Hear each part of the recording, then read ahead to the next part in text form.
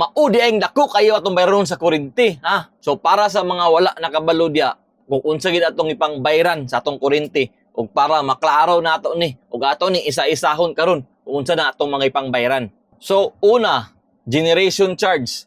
Mao ni ang bayad nato sa paghimo sa kuryente, sa mga power plant, sa mga fuel ug mga renewable energy ug uban pa.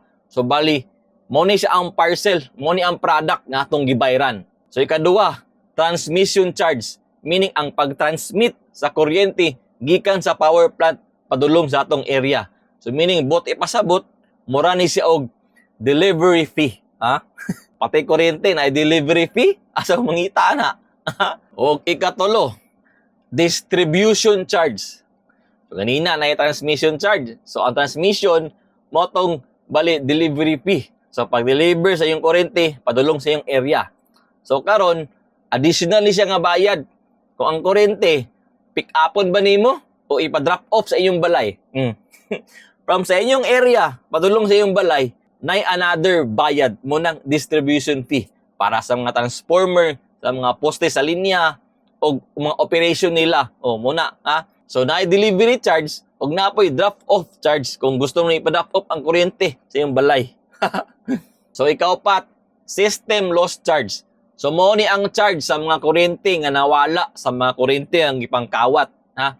So kung nagpalit ka og parcel, nagbayad ka sa parcel, ya pag-deliver nawala ang parcel, kita pay magbayad, ha? Kay nawala ang parcel ato pang sala, ha? Mo ni ang system loss charge. Oo, karon. O ang ikalima, mao ning tax sa atong gobyerno. 12% value added tax ang nadugang sa atong bayranon para sa tax sa atong gobyerno. Unya, gikawat lang. So, ang ikaunom, mao ni ang metering charge. So, mao ni ang bayad sa mga magbasa sa atong mga meter, mag-reading sa atong meter. So, naaday bayad. Bisag pagbasa sa atong meter, pag-reading, naay bayad. O ikapito, supply charge.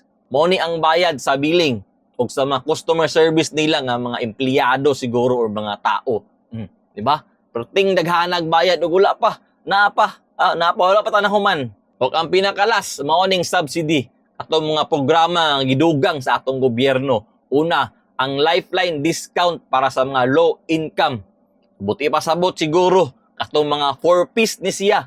Siguro katong mga 4-piece, katong mga senior citizen discount or PW discount. Kita gyapon magbayad. So mao na atong mga bayronon diri sa kuryente sa Pilipinas, Pero ting daghanag charges ug wata kabalo ug asa ni nga padulong ni.